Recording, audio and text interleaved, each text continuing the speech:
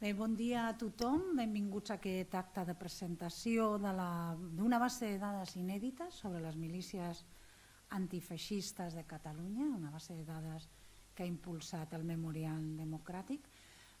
Avui us volem presentar aquesta base de dades i també us volem explicar una mica el contingut d'aquesta base de dades, com s'ha fet aquesta base de dades, quina és la base documental d'aquesta base de dades, perquè estem entrant en l'efemèride, ja sabeu, de l'inici de la Guerra Civil. Jo dic efemèride perquè commemorar que comencés una guerra civil doncs, és una paraula una mica forta. Parlem d'aquest record, d'aquest, malauradament, aquest acte que va passar i que ens va passar al país, que va ser un dels més colpidors i que van tenir més conseqüències després, tant a nivell polític, social, cultural, etc. Aquesta base de dades, abans de començar a parlar de la base de dades, jo vull agrair al Memorial Democràtic que un producte, podem parlar d'un producte que ha elaborat íntegrament el Memorial Democràtic, l'hagi volgut compartir amb l'Arxiu Nacional. Això és l'expressió d'aquesta col·laboració que estem mantenint des de fa temps i en la que ens trobem en projectes d'interès compartit i en la que no només col·laborem, sinó que compartim informació i que busquem quins són els canals més adequats perquè arribin d'una forma més ràpida i més eficient a la nostra societat. I, per tant, dono les gràcies al Jordi Font, director del Memorial Democràtic, perquè sempre ens tingui en el seu programa i vulgui fer aquestes activitats de forma conjunta. Quina és l'aportació de l'Arxiu Nacional en aquesta activitat? Doncs l'aportació de l'Arxiu Nacional també ha estat molt rellevant. L'aportació ha estat que avui estem presentant una base de dades, la base documental de la qual va ser el primer ingrés dels papers de Salamanca que va rebre l'Arxiu Nacional el 2006. Per tant, enguany també celebrem aquest primer ingrés després d'una reclamació que podem dir que va ser total, de tot el país, dels tècnics, dels polítics, de les institucions, de retornar a Catalunya uns documents que es van manllevar al país, tant a les institucions com als privats, i que es van utilitzar per represaliar la població. Per tant, avui també podem dir que gràcies a aquest retorn, que enguany compleix 20 anys, aquesta informació s'ha pogut incorporar en gran part, en una part important, en aquesta base de dades que ens explicaran d'aquí una estona les persones que estan convidades. Només vull dir un parell de coses abans d'entrar en l'activitat.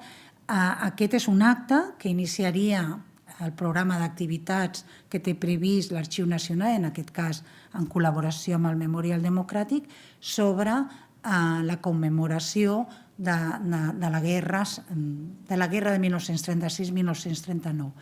El diumenge presentarem un podcast que es titula Viure la guerra, que està format per 6 episodis i que la base també torna a ser un fons documental de l'Arxiu Nacional, que és la Fonoteca Jaume Font, una font, insistim, molt rica i que explica a partir de molts protagonistes aquesta visió que es va tenir sobre la guerra.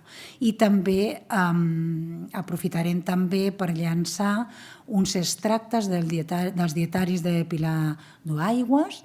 Són uns dietaris que narren com viu aquesta persona, una nena, crec que és una nena, no sé quina edat exactament, una nena a través dels seus dietaris, com viu la guerra des de 1936 a 1939. De nou són veus que traspassen les institucions, sinó que com va viure la guerra els protagonistes, al final els que la patien, molt més enllà del front. Bé, l'acte d'avui s'ha previst que sigui en streaming.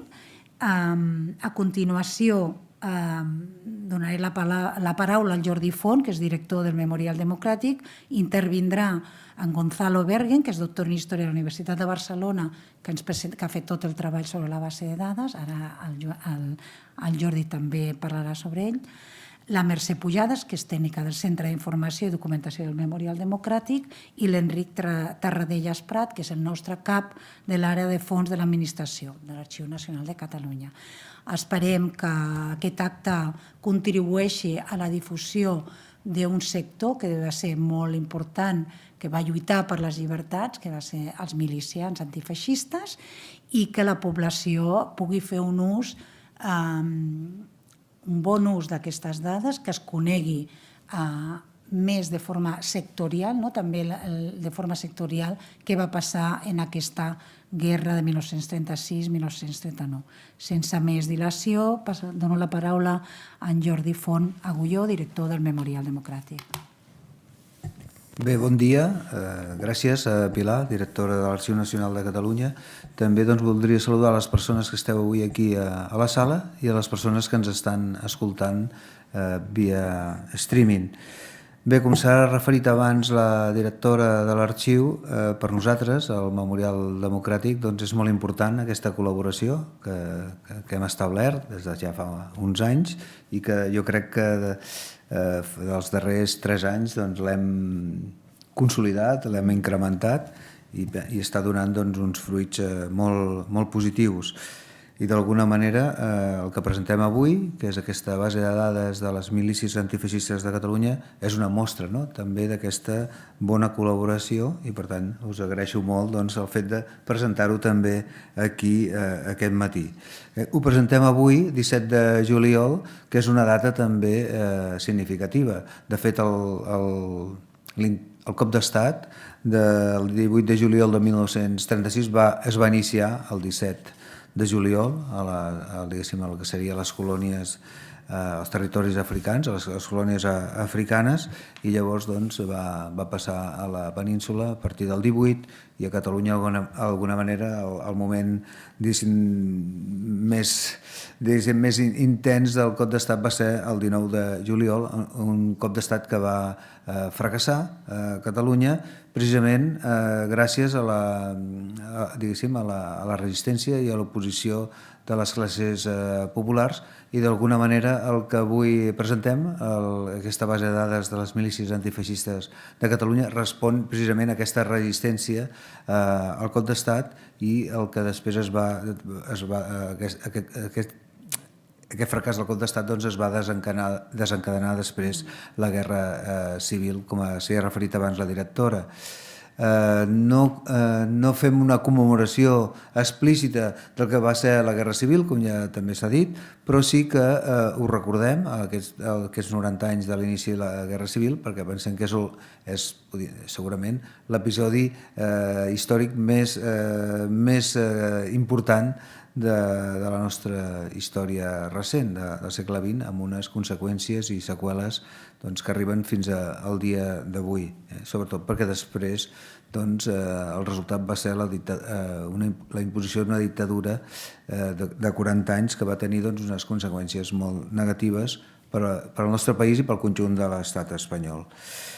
Bé, el que presentem avui és una base de dades, com ja s'ha dit, de milícies antifeixistes de Catalunya, que s'inscriu dins un projecte més gran, que és el Banc de la Memòria Democràtica, que agrupa un conjunt de bases de dades que formen part, moltes d'elles són del Memorial Democràtic i unes altres també són de la Direcció General de Memòria Democràtica, i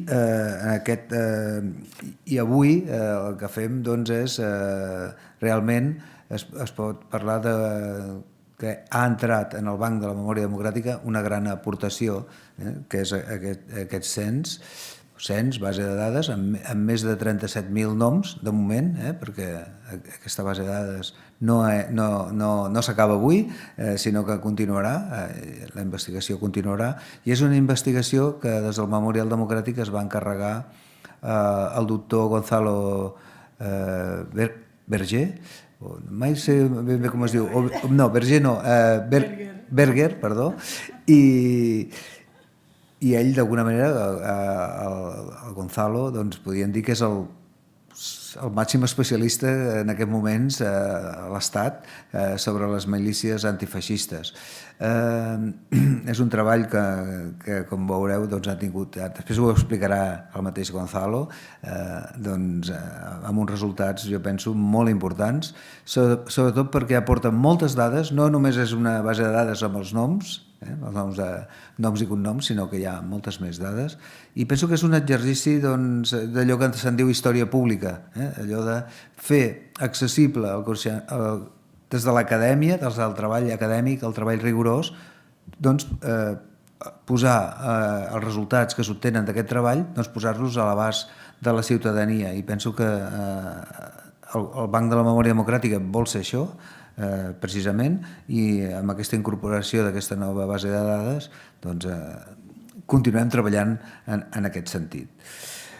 També, per acabar, voldria remarcar que, com he dit abans, aquesta presentació que fem avui del cens de milícies antifeixistes, d'aquesta base de dades, també s'inscriu dins el que seria aquest programa que duem a terme des del Memorial Democràtic al voltant dels 90 anys de l'inici de la Guerra Civil, que també tindrà altres diguéssim, derivades.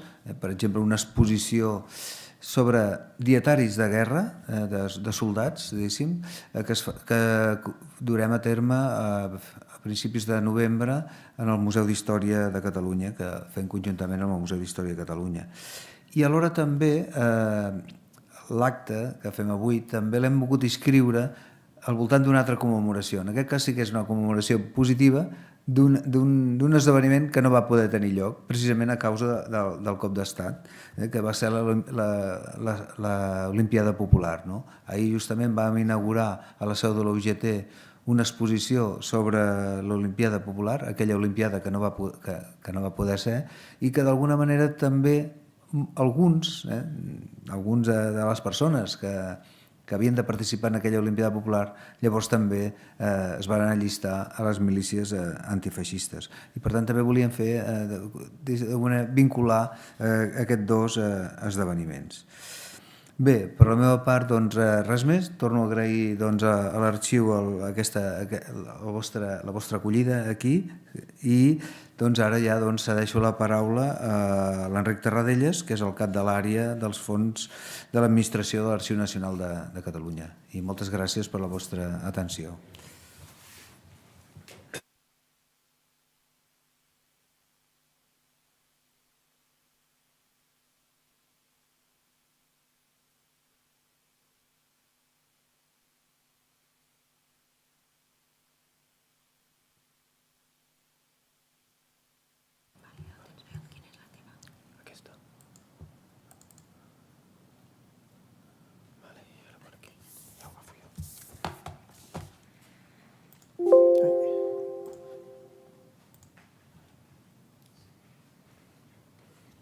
Bé, hola, bon dia.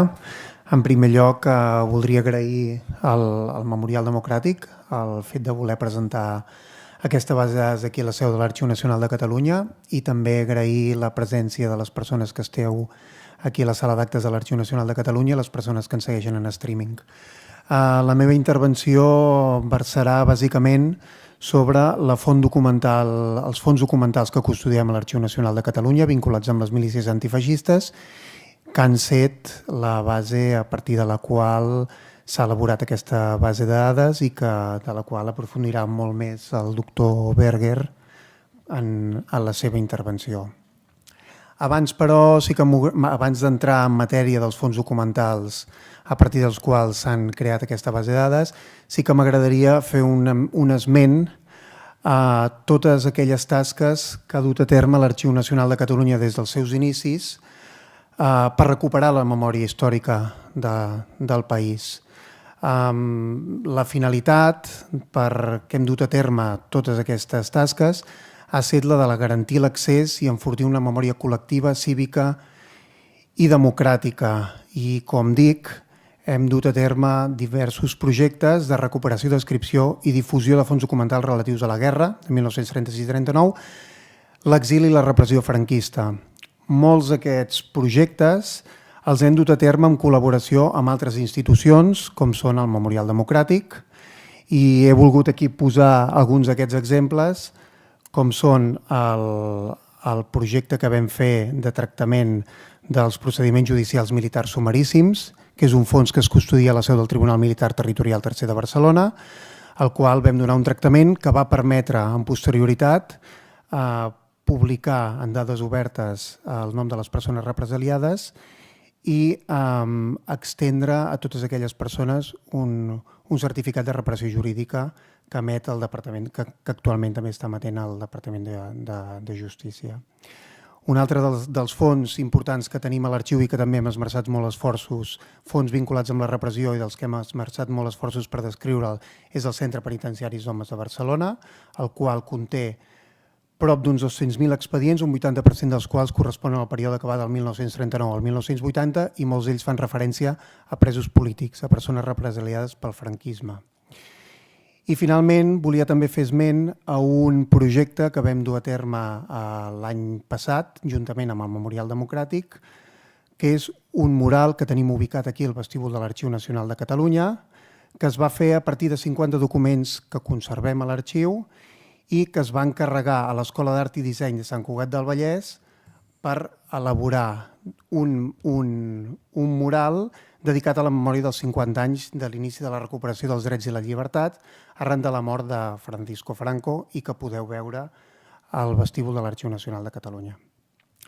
També, aprofitant aquest acte, i com ha comentat abans la Pilar, volia fer esment de dues iniciatives de difusió que durem a terme en breu l'Arxiu Nacional de Catalunya.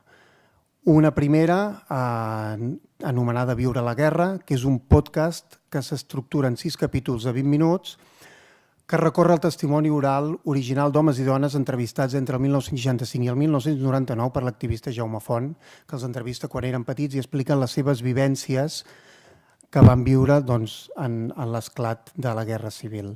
El primer podcast el tindreu disponible aquest diumenge i es podrà escoltar a les principals plataformes de podcast com poden ser Amazon Music o Spotify. I una segona iniciativa de difusió també en memòria dels 90 anys de l'esclat de la Guerra Civil i com també ha comentat anteriorment la Pilar Cuerva, la directora de l'arxiu, és La guerra des dels ulls d'una jove a Barcelona, que és una selecció de fragments escrits per Pilar Duaigües i Nebot que es locutaran i il·lustraran amb imatges del fons de l'Arxiu Nacional de Catalunya. Entre el juliol del 2026 i l'abril del 2029, coincidint amb el 90è aniversari de cada fragment de memòria, publicarem a les nostres xarxes socials una trentena de clips audiovisuals que combinarà la locució d'aquests moments més colpidors del dietari amb imatges dels nostres fons. Ja entrant en matèria i per parlar de la font documental a partir de la qual s'ha creat aquesta base de dades que avui es presenta, vull parlar del fons, un dels fons principals a partir dels quals s'ha fet aquesta base de dades, que és el fons de la Generalitat de Catalunya de la Segona República, una part d'aquest fons. Dins d'aquest fons hi tenim els justificants de pagaments de subsidi que s'abonaven als milicians, que es van abonar als milicians entre el mes de juliol del 1936 i aproximadament maig-juny del 1937.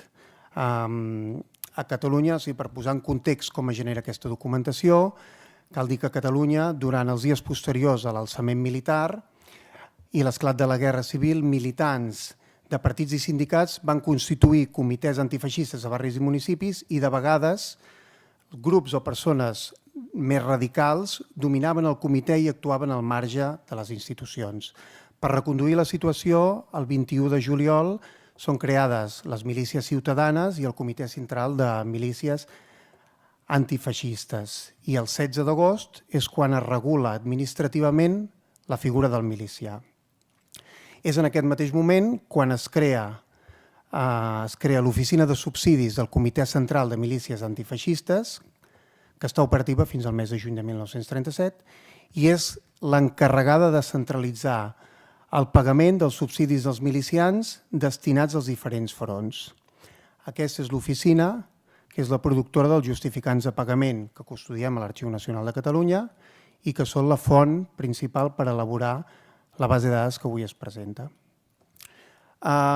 Com estan? Aquests justificants estan físicament agrupats a lligalls, formen part dels 507 lligalls que van tornar l'any 2006 provinents de Salamanca i estan descrits a nivell de lligall. Oferim la descripció a través del portal d'arxius en línia a nivell de lligall i estan ordenats dintre de cada lligall per cognoms i es descriuen els extrems de cada lligall.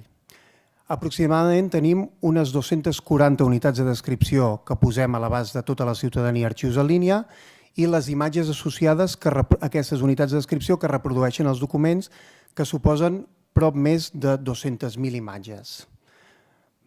Com es compon aquesta sèrie?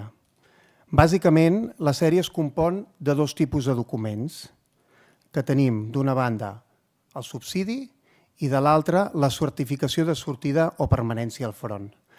En el subsidi, que veiem aquí, podem veure la primera imatge, la imatge que hi ha a la part superior, és un formulari amb l'escut de la Generalitat de Catalunya i on s'hi estampaven els segells de control que es feien dels pagaments. En aquest document s'hi recull el nom del milicià, el de la persona que cobrava el subsidi en nom seu, el lloc de residència, el front on prestava el servei, l'import i el període corresponent al subsidi i la data de pagament. En el segon document, que normalment té cadascun dels milicians, hi ha la certificació de sortida o permanència al front, on hi consta l'organització política o sindical a la que pertanyia el milicià, el front, la columna i el lloc on es trobava el destacament. Són a partir d'aquestes dades que el doctor Berger hi ha treballat, les ha pogut consultar i ha pogut elaborar aquesta base de dades que després ens explicarà. També m'agradaria fer esment una mica de quina és la història arxivística d'aquesta documentació, les vicissituds patides per aquesta documentació. Com he dit abans, aquesta és una documentació que prové del centre de l'Arxiu Històric, el que era abans l'Arxiu Histórico Nacional Sección Guerra Civil, que ara és el Centro Documental de la Memòria Històrica de Salamanca, i és una documentació que va ser requisada a la Generalitat de Catalunya el 1939, quan cau Barcelona, que és el moment en què la Delegació Especial de Recuperació de Documentos franquista, que és l'òrgan encarregat de recollir tots aquells documents amb finalitats repressives i portar-los a Salamanca, és quan confisquen tones de documents i els porten cap a la ciutat salmantina. Una vegada, aquí he volgut presentar una mica una cronologia breu de totes les tasques que també s'han fet des de la Generalitat de Catalunya i que l'Arxiu Nacional de Catalunya també hi ha tingut un paper rellevant, és a partir del 1980 és quan es comença a plantejar el possible retorn de tota aquesta documentació cap a Catalunya. Al principi sí que el Ministeri de Cultura reconeix el greuge de Catalunya, però addueix una raó tècnica que dificulta el retorn, que és que cal identificar els fons perquè s'han produït una barreja a Salamanca de fons, de procedències. A partir del 1982, arxivers de la Generalitat i arxivers del Ministeri duen a terme treballs d'identificació, classificació i inventari i la Generalitat reprodueix els 507 lligalls en microfilm. El 1996 es produeix una negativa al retorn de la documentació que s'allarga fins al 2003. És una negativa rotunda. A partir d'aquí, la societat civil es mobilitza i després també la classe política catalana per tal que sigui possible que es produeixi el retorn d'aquesta documentació, que es produeix l'any 2006 en aplicació de la llei 21/2005 de restitució a la Generalitat de Catalunya dels documents confiscats a Salamanca, ingressen els primers 507 lligalls de la documentació de la Generalitat. En posterioritat hi ha hagut altres retorns, però hi ha ser retorns de documentació de tipus privat.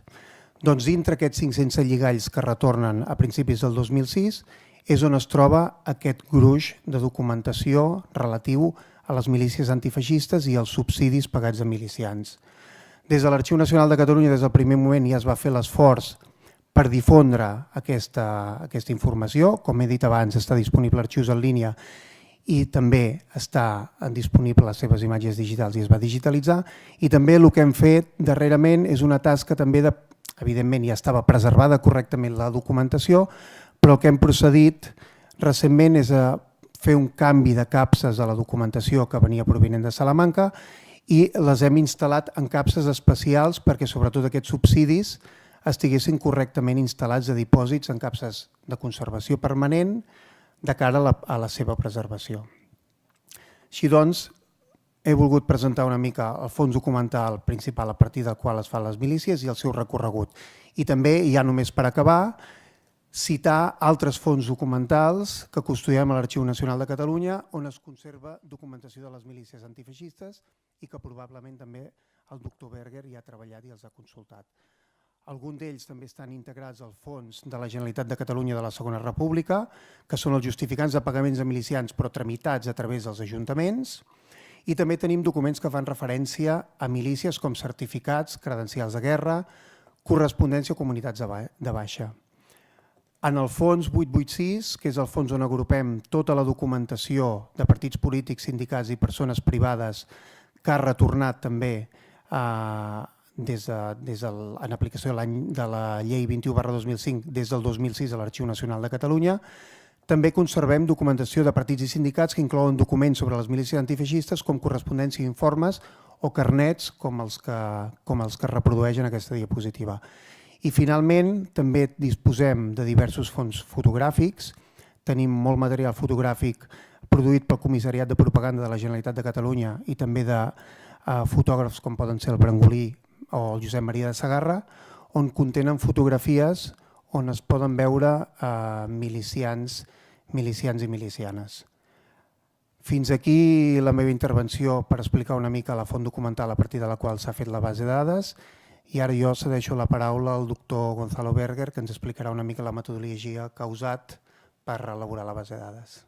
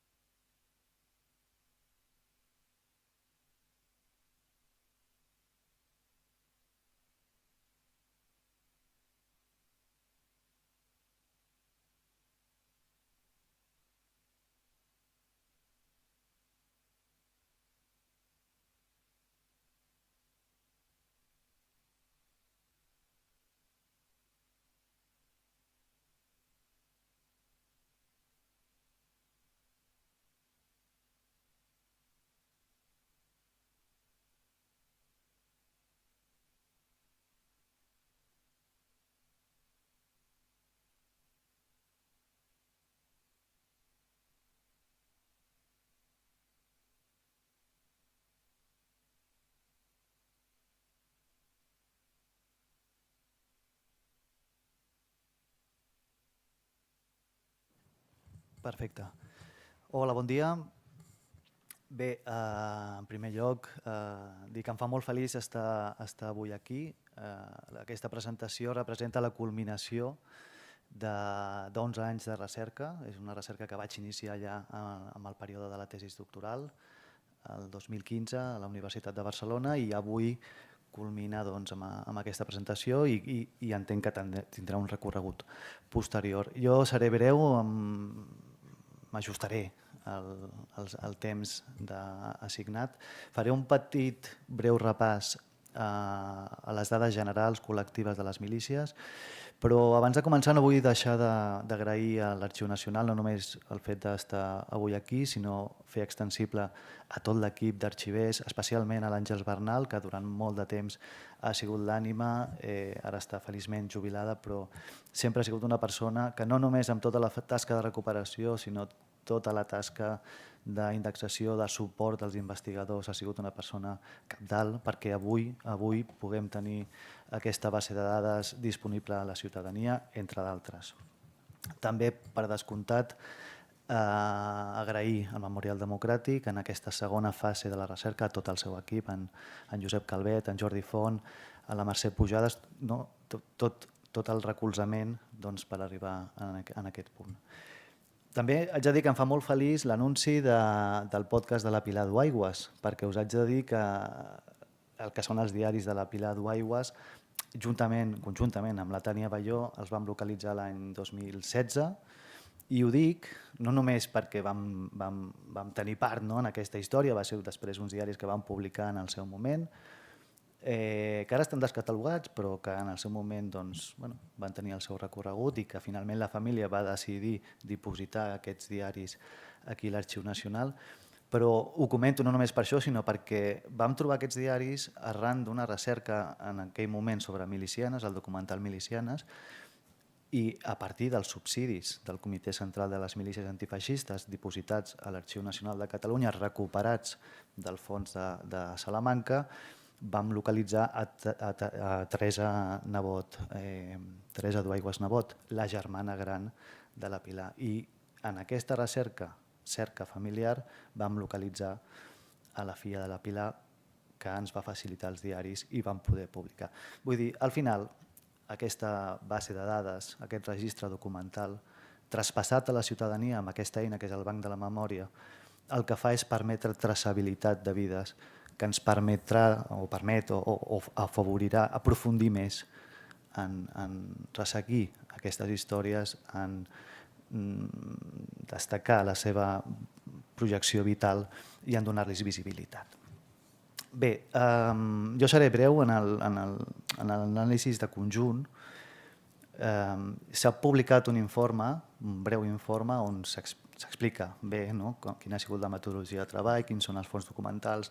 L'Enric els ha comentat, fonamentalment és el fons de subsidis del Comitè Central de l'Organització de Barcelona. Les milícies van estar organitzades en dos grans grups, milícies comarcals i milícies de Barcelona. Les milícies comarcals pràcticament no n'hi ha de registre, no n'hi ha registre documental, hi ha una vintena de municipis que pot ser que existeixin en algun racó d'Àvila, com bé sabem, sense inventariar, o fora de catàleg, o a un altre indret, o a fons privats, etc., o potser es van destruir. Però sí és cert que hi havia una organització comarcal molt gran també, que aglutinava a centenars, a milers de combatents, que encara no els tenim ben documentats. L'altre gran fons és el de l'Organització de Barcelona. Aquest és un fons que ja es va treballar en una primera fase, sobretot amb els documents de sortida, el que seria el document 1, i que ara en aquesta segona fase hem complementat i ampliat fins a 37.000 registres, que en són molts, amb els documents 2, que eren els de permanència. Haig de dir que aquest fons documental, el fons de subsidis de l'Organització de Milícies de Barcelona, també és un fons que està incomplet. També és un fons que falta bona part, no sabem fins a quin punt, de documentació. Tornem al mateix. Està sense inventariar, està extraviat, es va destruir, no ho sabem. També, com no, s'han fet servir altres fons, arxius comarcals, Figueres, Mataró, Terrassa, etc. I finalment l'altre extrem, si d'una banda tenim el cobrament de subsidis, de l'altra tenim les nòmines de les pròpies unitats militars que també s'han utilitzat per configurar aquesta base de dades. Així doncs, tenim aquest conjunt de voluntaris, perquè hem de dir que les milícies antifeixistes es caracteritzen pel seu fenomen del voluntariat. Tots aquests combatents no van anar obligats a combatre aquest cop d'estat militar, aquest cop d'estat reaccionari, de manera obligada. Van anar com a voluntaris i això és el que els fa especials, en el sentit del que estem parlant d'una guerra que en definitiva és una experiència o la pitjor experiència que pot viure una societat. Però sí que s'ha de destacar aquest fet, el voluntariat. I a més, un conjunt, un col·lectiu d'homes i dones que no en tots els casos, però sí tenien un alt grau de politització. La qüestió política en el que implica les milícies és una qüestió cabdal. I ara sí, entraré una mica a analitzar aquestes dades preliminars, col·lectives, de conjunt, perquè també ens puguem fer la idea una miqueta de què va implicar. Sí que haig de dir, i és important això, s'ha fet esment als comitès, etc. Aquest conjunt de combatents, aquests 37.000 registres que tenim documentats de les milícies antifeixistes, no són aquells milicians que actuaven com a forces d'ordre públic al servei dels comitès. Són combatents que van al front a lluitar contra l'exèrcit sollevat. Hi havia aquestes dues tipologies de milicià o miliciana, els de caràcter local, policial, repressiu, si voleu, i després l'organització de milícies organitzades per partits, sindicats i la Generalitat que anaven al front.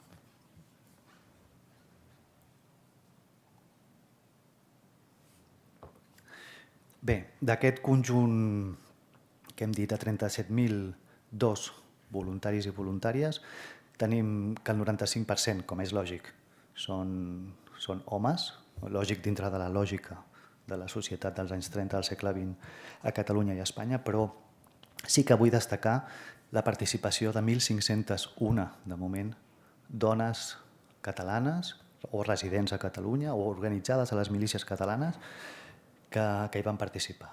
És un fet excepcional, massiu, en el sentit que bé, no se les esperava ni se les volia i que aquest conjunt de dones van decidir també entomar el cop d'estat donant un pas més endavant. S'ha de dir que la majoria són dones que tenen una trajectòria prèvia, igual que les milícies, igual que la guerra, a l'esclat de la guerra. No és un bolet, no és una cosa que succeeixi sense més, sinó que hi ha una trajectòria prèvia de militància política, de conflictivitat social, etc. Aquestes dones no decideixen anar a la guerra un dia per l'altre, sinó que ja porten una trajectòria prèvia i simplement fan aquest pas. En qualsevol cas, és una dada significativa. Respecte a la distribució per origen, que també és una dada interessant, lògicament el 90% d'aquests combatents, d'aquests 37.000 combatents, residien en el moment del cop d'estat a Catalunya. Tenim després un 7% que resideix a l'any 36 fora de Catalunya, fonamentalment l'Aragó, València, però també Navarra, Madrid, etc. Aquesta qüestió s'explica perquè Barcelona actua com un gran centre de reclutament. En el cas dels aragonesos, molts escapen de les zones ocupades pels sollevats, reculen fins a Barcelona i aquí s'allisten a milícies i tornen a sortir al front. En el cas dels valencians, exactament igual, mallorquins, menorquins, etc. I després tenim un 3% d'aquest conjunt que són internacionals, no residents a Catalunya, que venen d'altres països només i exclusivament a participar d'aquesta resistència al cop d'estat. Dintre d'aquest 3% s'ha de dir també que hi ha un col·lectiu important de fills i filles d'exiliats polítics o econòmics, catalans o espanyols, a França. Els anys 20 han sigut uns anys complexos econòmicament i políticament. Hi ha molts espanyols de segona generació o catalans que estan a Toulouse, a París, etc. i que amb el sollevament dels militars ràpidament arriben a Barcelona i marxen a combatre al front. El Banc de la Memòria permet també una segmentació, i això es podrà accedir, entenc, amb recerques més tancades, també per municipis, per comarques, per províncies, etc. Respecte a l'afiliació política, que és una dada important, en aquests subsidis que comentava l'Enric hi ha diverses dades, lloc de residència, nom, cognom, columna de destí, front de destí, etc. D'acord, però no podies accedir a cobrar, o sigui, no es podia fer oficial la figura de la milícia sense l'aval polític d'una organització antifeixista. Havies d'anar amb una signatura avalada i havies de demostrar que pertanyies a algun dels partits del Front Popular. Per què? Té una lògica, hi ha una infiltració molt gran de gent de dretes, hi ha una certa depuració social també. Clar, això ens dona un perfil polític, si volem dir-ho així, de les milícies. I ens ajuda també a trencar una mica amb aquesta idea de les milícies única i exclusivament formades pels membres del moviment llibertari català, per exemple, la CNT, la FAI, etc. Ens ajuda a entendre quina era la representació en funció del seu projecte polític per Catalunya enfront als sollevats. I aquests són els resultats. El 39% d'aquest conjunt de combatents estava o presentava l'aval de la CNT, el 25% del SUC, el 10% d'Esquerra Republicana de Catalunya, el 6% del POUM, Partit Obrer d'Unificació Marxista, Partit d'Andreu Nin, un 3% estat català, aquell estat català acabat de fundar l'any 36, no l'estat català d'en Macià, UGT un 3%, En aquest cas, la FAI, un 2% només, i altres aglutinen un 5%. Altres són, hi ha unitats molt petites, estem parlant de 200, 300, 500 militants, Partit Sindicalista, Partit Republicà d'Esquerra, Partit Federal Ibèric, Partit Republicà Demòcrata, Acció Catalana, CATSI, Unió de Rabassaires, etc. Hi ha un gran ventall d'organitzacions polítiques i sindicals representades, diguem-ne, en el conjunt de les milícies. Però crec que la dada rellevant és que contra el que s'havia dit i expressat comúment, la CNT o la resta d'organitzacions llibertàries no arribaria en conjunt al 40 i poc del total de les milícies, que en definitiva tenien el mateix valor militar.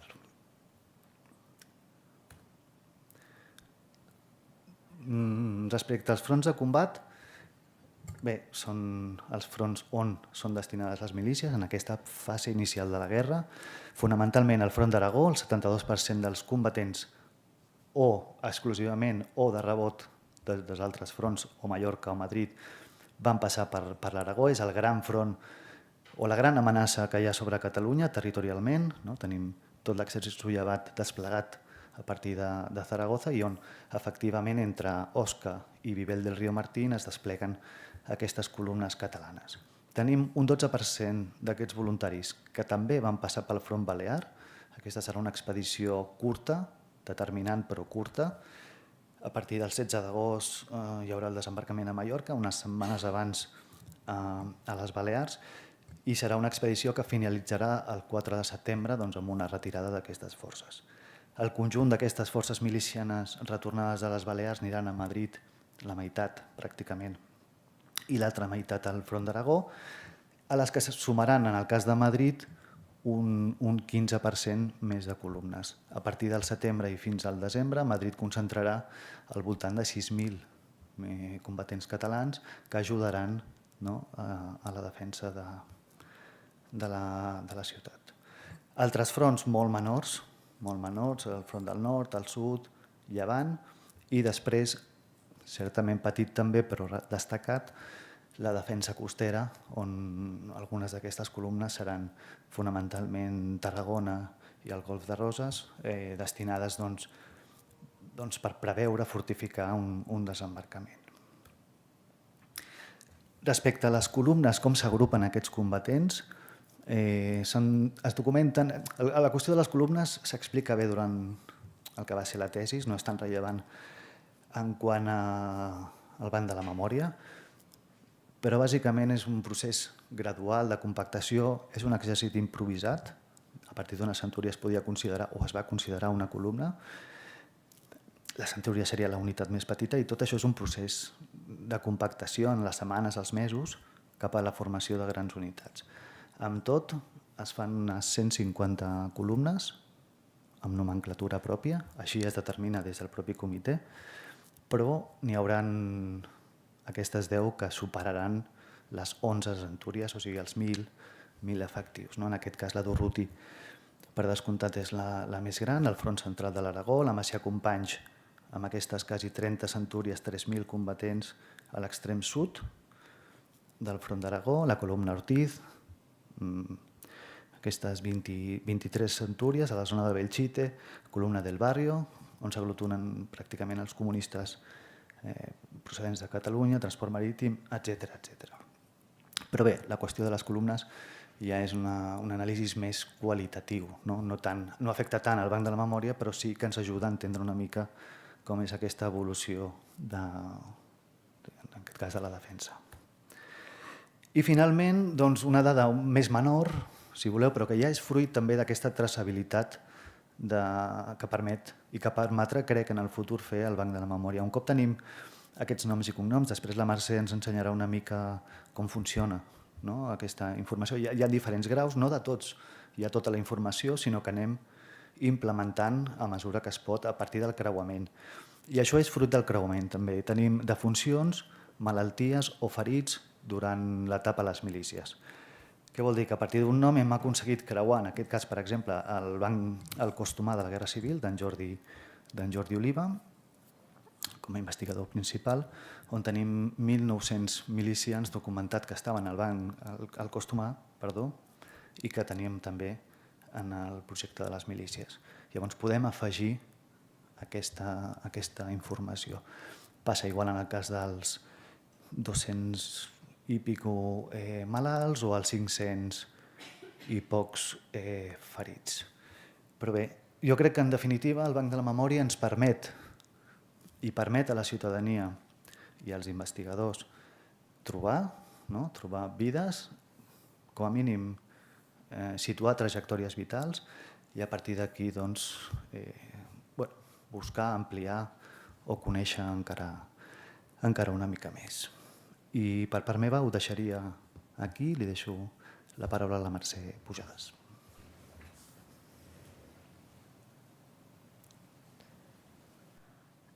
Bé, bon dia a tothom. Abans de començar la meva intervenció, voldria agrair al Gonzalo per la feina, el treball conjunt que hem estat realitzant aquests darrers mesos per incorporar a la base de dades de milícies antifeixistes al Banc de la Memòria Democràtica i també agrair a l'Arxiu Nacional de Catalunya per acollir-nos avui aquí en la presentació d'aquesta base de dades i també per tots aquests darrers anys de col·laboració en projectes de recuperació de la memòria democràtica. Per exemple, el més recent hem incorporat en el banc el llistat nominal que es va realitzar gràcies al tractament dels processos judicials militars sumaríssims i que ara també està accessible aquí al banc, a part de, com ja ha comentat l'Enric, a dades obertes, però que també sapigueu que es pot consultar a través del Banc de la Memòria Democràtica. Abans d'entrar en detall a ensenyar-vos la base de dades de milícies antifeixistes, sí que us volia donar una petita visió o presentació del que és el Banc de la Memòria Democràtica, que és un portal web que recull informació, testimonis, recursos relacionats amb la recuperació de la memòria democràtica, de la Segona República, de la Guerra Civil, la dictadura i la transició. És una eina de difusió i de preservació, però també de reparació envers les víctimes i les seves famílies i que pretén recuperar les memòries individuals, les trajectòries de persones al llarg de tot aquest període. Podem accedir al contingut a través d'aquesta cerca general, a través de llocs, persones, temes, períodes concrets, però també a través dels fons i les bases de dades que la integren, com és el cas de la base de dades que presentem avui de milícies antifeixistes de Catalunya. Aquí et permet accedir al fons concret. A la pestanya aquesta de més informació trobareu l'informe amb la metodologia de la recerca, les conclusions i l'anàlisi que ens ha fet el Gonzalo abans. A través d'aquest enllaç hi podreu accedir. I després aquí, a l'enllaç general, es pot accedir a la cerca concreta de la base de dades de milícies, amb els seus filtres, amb les seves cerques específiques en funció de la informació que conté aquesta base de dades. Podem cercar per nom i cognom, podem cercar per gènere, el que comentàvem abans del percentatge de les dones. Aquí podem consultar tota la relació de les 1.501 dones que tenim registrades, que es van allistar voluntàries. Es pot cercar per lloc de residència, es pot cercar per municipi, per exemple, en aquest cas Sitges, 139 resultats, o es pot cercar per comarques.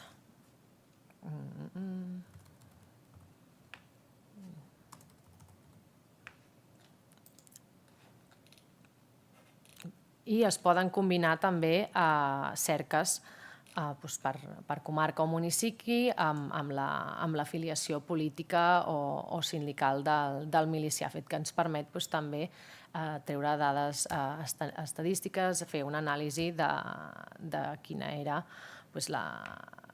la militància política o sindical per a aquestes regions. Es pot cercar també per columna.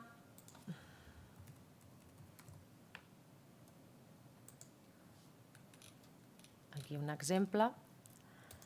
I també per front de destinació. Aragó, Balears, Catalunya, Centre, també es pot filtrar per cada una d'aquestes destinacions i combinar les cerques amb tots els filtres que ja us he comentat.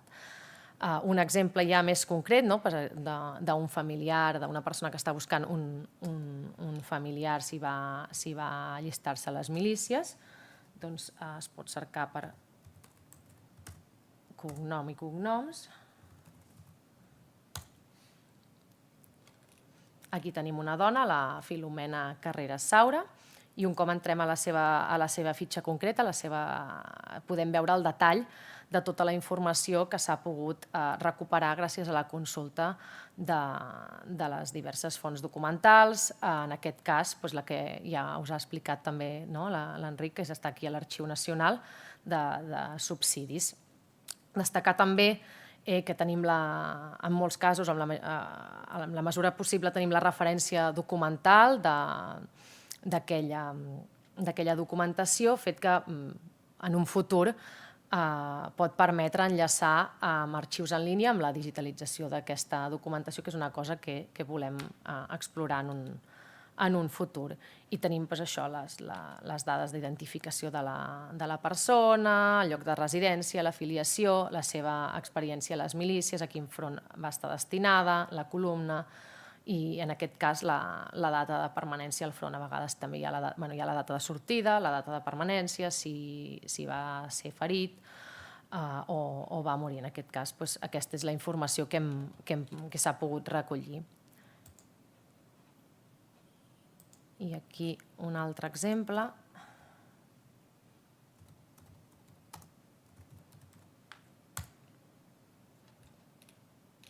Tenim en Lluís Bofill Raulet, i en aquest cas, gràcies a creuar les dades amb altres bases de dades que integren el Banc de la Memòria, com pot ser el cost humà de la Guerra Civil, s'ha pogut identificar la data de defunció, el lloc de defunció, fet que aporta més informació sobre aquesta persona en el seu recorregut dins de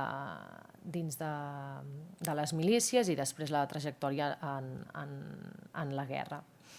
De fet, la base de dades està en desenvolupament, d'incorporació de noves dades provinent de la consulta d'altres fonts primàries, d'altres fonts documentals, i també d'aquest encreuament de dades amb les bases de dades que ja estan incorporades al Banc de la Memòria Democràtica, com és el cost humà de la Guerra Civil o el cens de deportats als camps nazis. I aquest encreuament de dades és el que permet reconstruir aquestes històries de vida, aquestes trajectòries de vida de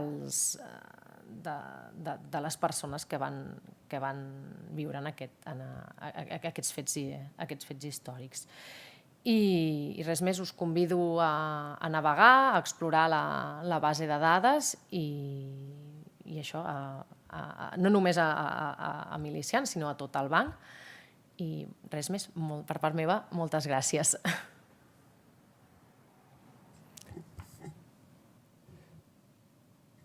Bé, doncs moltes gràcies, Mercè, per aquesta explicació, encara que breu, però crec que molt clara sobre el que és el Banc de la Memòria Democràtica i el que suposa la incorporació d'aquesta nova base de dades sobre les milícies antifeixistes. No és una nova base de dades, sinó que és la primera base de dades sobre milícies antifeixistes a Catalunya i, per tant, ha estat d'un treball inèdit fins ara, gràcies doncs, al treball que ha dut a terme el doctor Gonzalo Berguer I vull insistir també, ja per acabar i per cloure aquest acte, que vull agrair especialment doncs, a l'acollida de l'Arxiu Nacional de Catalunya, i sí que vull remarcar sobretot que es tracta d'un treball, a vegades quan es parla de memòria democràtica, penso que la millor manera d'enfortir la memòria democràtica és a través del rigor historiogràfic, del rigor històric, que la tasca, diguéssim, que es du a terme podríem dir de foment dels valors democràtics, doncs s'ha de basar també, sobretot en el rigor històric, perquè això és allò que garanteix el seu enfortiment. I penso que aquesta base de dades de milícies antifeixistes de Catalunya justament va per aquest camí, no? S'allunya de qualsevol tipus de mitificació que hi pugui haver sobre aquest tema i aporta veritablement moltes dades i d'alguna manera ens obre un camí per a investigadors, també obre un camí importantíssim pel que fa al camp educatiu. Penso que també és una eina que pot ser molt útil, a banda també, al costat també d'altres bases de dades, com el del cens de persones deportades o el mateix cos humà de la Guerra Civil o el Banc Audiovisual de Testimonis, que hi ha en el Banc de la Memòria Democràtica, que és una bona eina, fins i tot per l'aula, per treballar-la a l'aula, i alhora també és una eina importantíssima per al conjunt de la ciutadania. La ciutadania pot tenir accés a dades històriques, però també a dades de persones familiars, persones properes a elles, de les quals cerquen dades o busquen la seva traçabilitat, podríem dir, en aquests anys difícils, convulsos de la Guerra Civil i el franquisme, i penso que justament el que volem fer amb el Banc de la Memòria Democràtica és donar aquestes eines i aquest coneixement històric al conjunt de la ciutadania. Res més per part meva, com a director del Memorial Democràtic, doncs reitero que és una satisfacció avui, 17 de juliol de 2026, haver pogut presentar aquesta base de dades en els 90 anys, quan es compleixen 90 anys de l'inici del que va ser el cop d'estat contra la Segona República, i pensem que l'aportació que fem amb aquesta base de dades doncs no és... Es tracta d'una aportació, podríem dir, que això ens ha satisfat molt, de caire estructural, que no s'acaba avui amb un acte commemoratiu, que també són importants, evidentment, sinó que és una eina que queda estructural i que, a més, es podrà anar renovant i ampliant en el decurs dels anys. Moltes gràcies i bon dia.